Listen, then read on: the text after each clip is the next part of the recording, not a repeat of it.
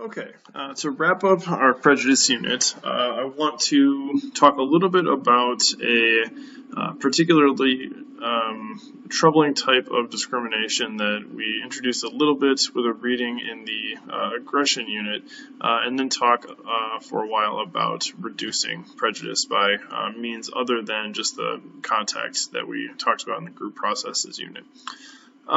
So the kind of troubling example that I want to talk about is something that in the social sciences we call the shooter bias or weapons bias. It obviously has roots in very real things going on in the world through kind of both interpersonal and institutional discrimination. That unarmed black men tend to be relatively likely compared to other groups to be shot and killed by police, or at least be the subject of scrutiny by police or other people out in the world.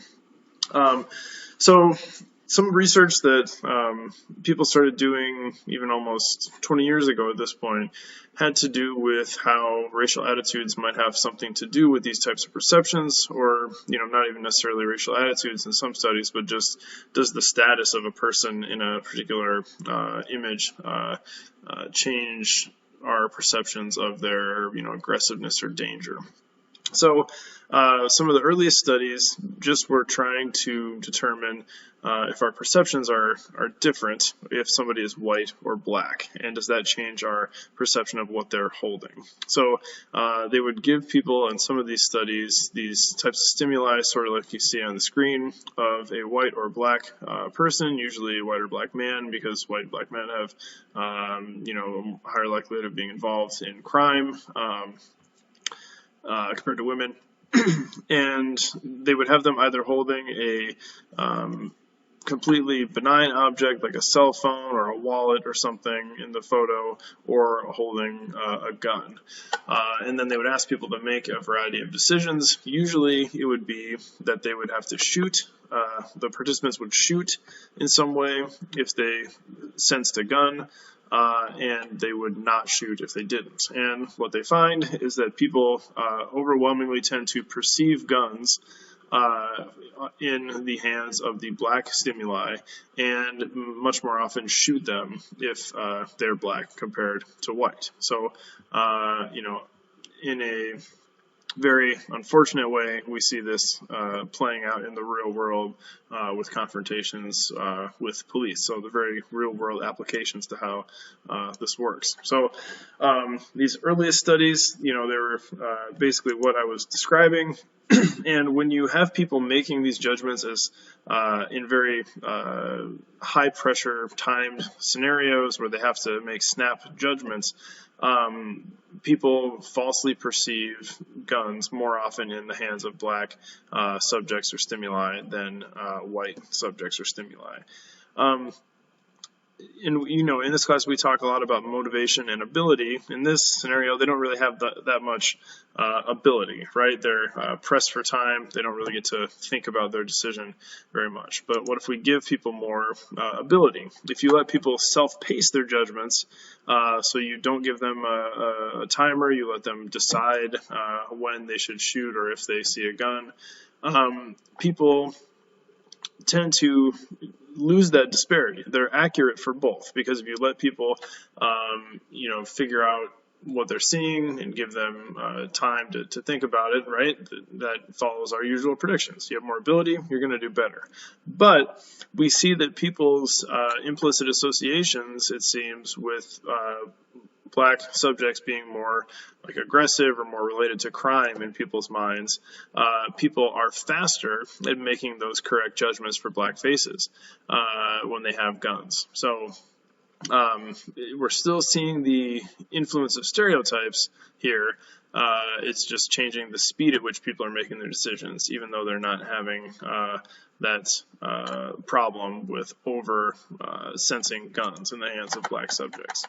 And if we, do things that are a little more realistic, like other paradigms, that where, you're holding something that feels to participants like a gun, and they are asked to pretend to shoot or not, you tend to see Unfortunately, these same types of effects that they are tending to shoot black subjects more often. And if you try to give them more specific instructions like shoot only armed white men or shoot only armed black men, you still tend to see these types of disparities.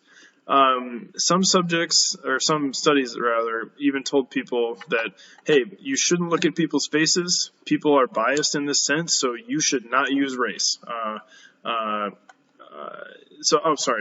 I was trying to say was these are different conditions that you either tell people don't use faces at all, or you tell people explicitly people are biased. You might be biased. Try not to be biased in this scenario, or tell them, hey, you know what? You should use race. Maybe it's a very useful cue. But in all three of these conditions, no matter what, if they're using faces, if they're trying not to, or if they're explicitly trying to, you see bias in all these conditions. But for the people that are, told to avoid bias, they do just as bad as the people that are told to use race as a heuristic. So it doesn't seem that like awareness of this problem actually makes people any better. That's how kind of built in or ingrained these stereotypes are, that we can't even intentionally contravene them. Another kind of interesting in a sad way, like a lot of the stuff in the Prejudice unit has been, right, is that this is some evidence that we've talked about how everybody has knowledge of cultural stereotypes. Even black participants in these studies are making the same types of errors and are not doing any better than white participants, which is, interesting because you'd expect people to, show some kind of group preference, but that just indicates that the stereotypes that we have about black people and crime and black people and being aggressive and these different things, while unwarranted, they are so strong that even members of the groups that the negative stereotypes are about have trouble suppressing them, and their behavior and perceptions are still driven by these ideas. That first study tends to show, or that last one tends to show that even if you're trying not to be biased, you can't really help it. Are there other things that tend to help? If you are somebody that has more negative self-reported racial attitudes, unsurprisingly maybe, you tend to be more biased and be more likely to perceive guns when they're not there in black hands, and more likely to shoot black targets. If you have, more just perceptions even of these negative stereotypes, so even if you're just more aware of them, they drive your thinking more than other people, again, greater bias. And if you have, like, our old, I was going to say old friend, I don't know why I was going to say that, but our old concept we've come up with here, implicit racial attitudes, not just explicit stuff, but implicit attitudes seem to predict greater bias too. So all these negative ideas and associations about black people tend to lead to these negative outcomes. But even more evidence from later studies by some of the same researchers show that having motivation to do better, or not even having just not having these ignorance about this paradigm doesn't really seem to help. So if you know what's going on, or if you want to be less biased, then it's too bad. This is just kind of a baked in thing that we see. So is there anything that does help or reduce this this bias? We can't just will it away. So is there something that helps? And happily, it does seem that having experience with weapons and experience with making these types of judgments actually does seem to help. So people, a lot of times are, we can be very frustrated with how police might do their jobs sometimes. But it does seem that people that have a lot of training that are police do a good job in this regard. So if you compare these types of results between police and civilians, police still have bias, but they show less bias than civilians, which is, perhaps to be expected in a normal world, and a good thing to see. But we also see that the officers that have the most training show the least bias. So that is encouraging, that the more firearms training people are having, the less these racial stereotypes are influencing the decision making that they're engaging in. But it is important and sobering to note that it's not that there is no bias, it is that they are less biased. They're still biased because they are still human beings that are driven by these same sorts of associations that all of us are. And it's not just police that benefit from this. If you have, people in lower prestige type conditions that volunteer police, or even just civilians that are practicing this quite a bit, then people tend to get better at this and reduce their level of bias. And if you think back to things we talked about with authoritarianism and the world being kind of dangerous, if you believe the world is dangerous, you're going to be more biased in this regard. So if you can kind of train yourself not to believe that, which might be kind of difficult, but if you can kind of become realistic about what the dangers are in the world and realize that they're not coming from every corner, then that's going to reduce the weapons bias that you see.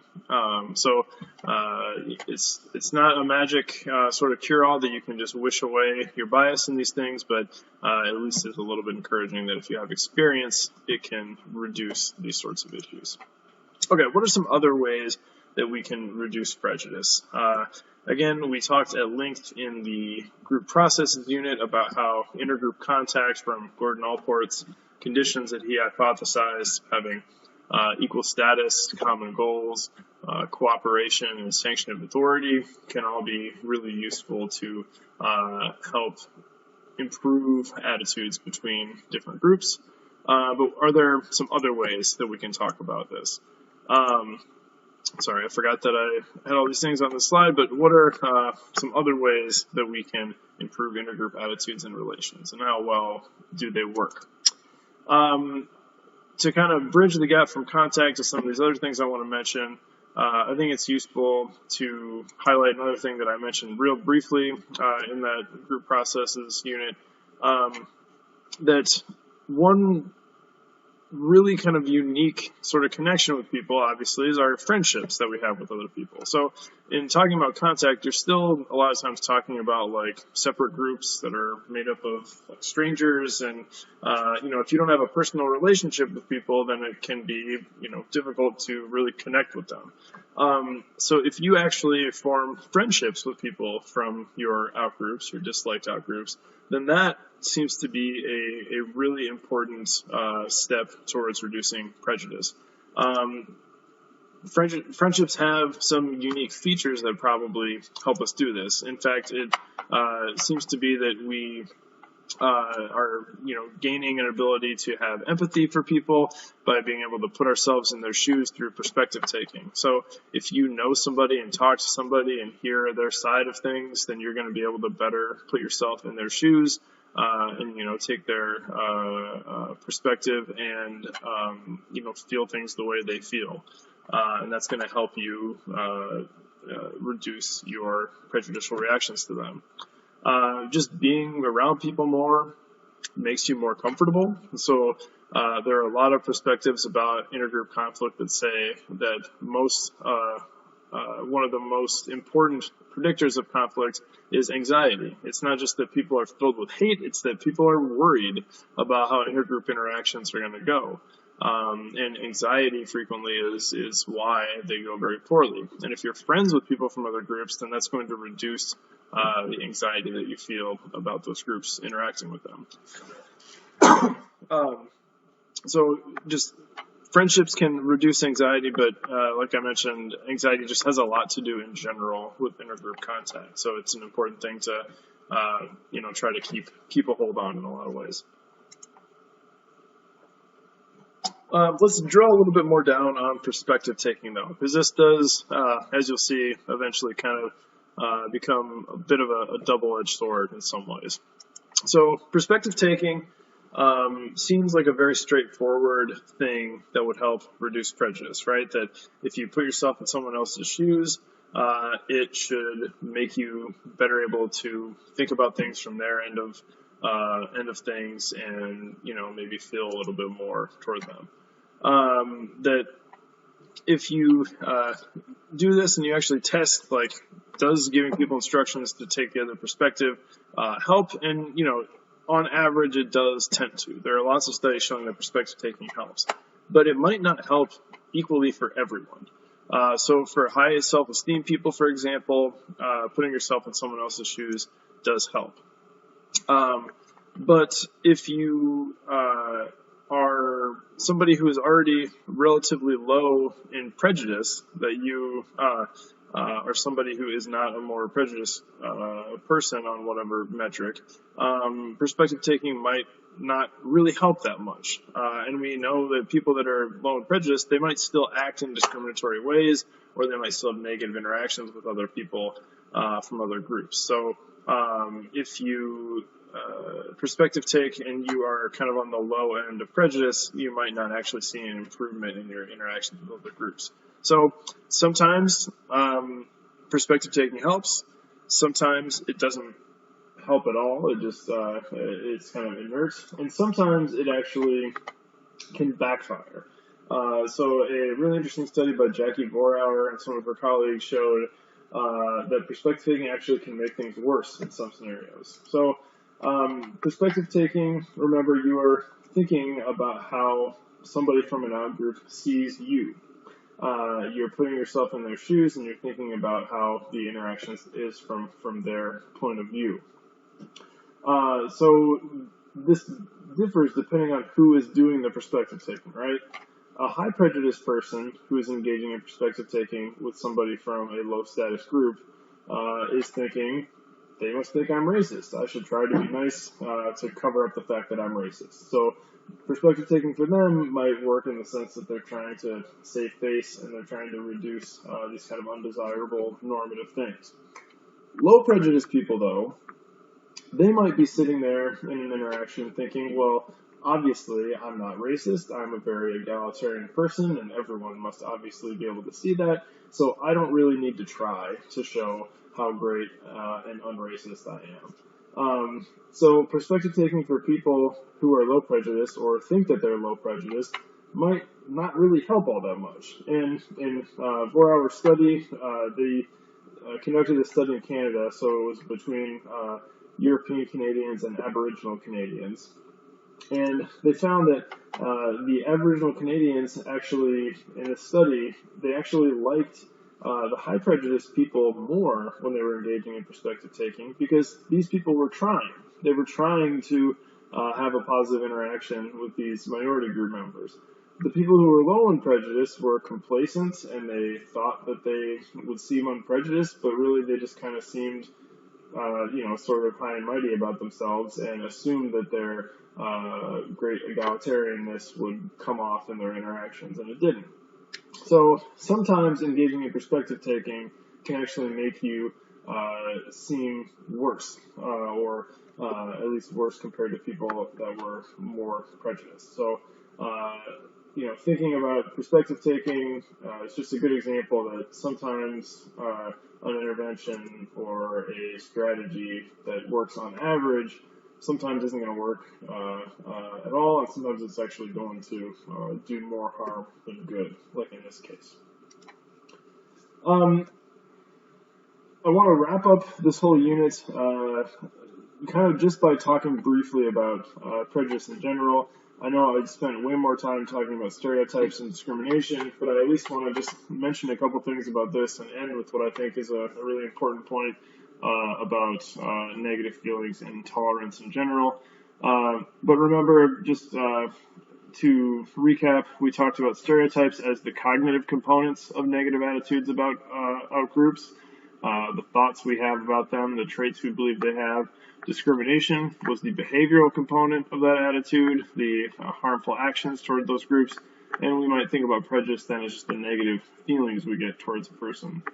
And it's those negative feelings sometimes that can be the hardest to sort of get hold of. And Sometimes we might feel, even justified in having those negative feelings about particular groups. And I think that helps illustrate something about how um, sometimes the negative feelings aren't even necessarily things we want to hide, right? So I've talked about how prejudice can be toward any type of group. You can have negative stereotypes about any group, you can discriminate toward any group, and you can have negative feelings about any group that you could think of, basically. And sometimes prejudice is more approved of or even accepted or desirable than for other groups. So, for example, if you think about, some groups that are normatively unacceptable, like KKK members, child molesters, terrorists, rapists, these are groups that people tend not to like for good reason. And prejudice against these groups is kind of a funny thing to call it, but that's really what it is, right? That you have ideas about rapists, you have ideas about terrorists, you have ideas about drunk drivers, and they might be more, founded or reasonable than some of the negative ideas you have about other groups, but it's still prejudice that you have immediately upon seeing these types of labels, right? This is a group of people that you have an immediate negative reaction to, and it's socially acceptable. Other groups, like particularly disadvantaged minority group members, you don't see social approval for feeling negative things about them, right? We tend to be more protective of these types of groups, at least in the way that we talk about them, if not the way we act, thinking back to our institutional discrimination and oppression things that we talked about in the last video, or 2 videos ago. But we see these differences in like acceptability of prejudice. And again, this is usually what we think about as prejudice is things, negative thoughts about these disadvantaged groups. But I just want to say, obviously, I'm not like condoning that you, feel better, that you shouldn't have prejudice against these groups or whatever.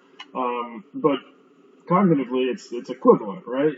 These are both different types of groups. You have negative reactions towards some of them, and it's just the social approval that's different. It's not that there's something special about how you feel about one type of group or the other. It's also, important to think about how this ties back to more unconscious types of associations. Prejudice, like discrimination, it's not always going to be blatant or explicit. It happens very subtly, frequently, and sometimes there are kind of acceptable ways that we manifest prejudice in the way that we think and feel and act toward people. So, one quick example I just want to mention are some of the ways that we, think about particular groups, like about women. There are different sexism scales, for example, that social psychologists have come up with, like hostile sexism. It's just what it sounds like, having hostility toward women and negative attitudes about women. But there are other ways to be sexist. Benevolent sexism is another scale that has to do with how people feel about women, and it's still sexism, but it's more like, women need to be protected, women need help, women, enjoy the place that they're in, and I think that place should be, the home or whatever it happens to be, or like I need to hold doors open for every woman. Those types of attitudes that are like, I'm helping or protecting women are still sexism in some way. So sometimes there are socially acceptable ways of expressing these types of prejudice that are still not good, right? They're still belittling or pigeonholing a group, and still manifestations of these sorts of negative attitudes and orientations. And this is similar to symbolic racism, right? I talked about that in, I think, the 6th video for this unit, where it's kind of an acceptable way to say that black people aren't working hard enough, right? To say that, like, well, everyone should work hard, so black people should too. So it's just kind of like the way that you phrase your negative attitudes about groups. And, things are even more subtle than that sometimes. I won't dwell on it again because we've already talked about this. I wish we had more time for it, but implicit prejudice and the negative associations we have about people are, really important in figuring out how our feelings manifest too. Okay, the last thing I want to mention is just to talk briefly about your reading, the reading by Mark Brandt, Jarrett Crawford, Alex Chambers, and others, that talks a little bit about something they call the ideological conflict hypothesis. And this, again, is just kind of an opportunity for me to tell you how prejudice might be a little bit different than you expect. So, usually, the target groups of prejudice that social scientists are looking at are disadvantaged groups or groups that are lower status in whatever cultural context. So, poor people, black people, sexual minorities, women, groups that, might,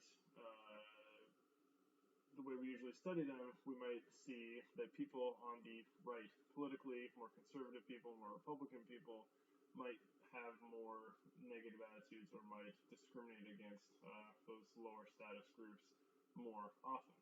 And this is, partly because people want to study the reactions towards disadvantaged groups so they can help them in some way. And it might also be an artifact that, most social psychologists are liberal. Most really high proportion of social psychologists are Democrats, and an even higher proportion identify as liberal.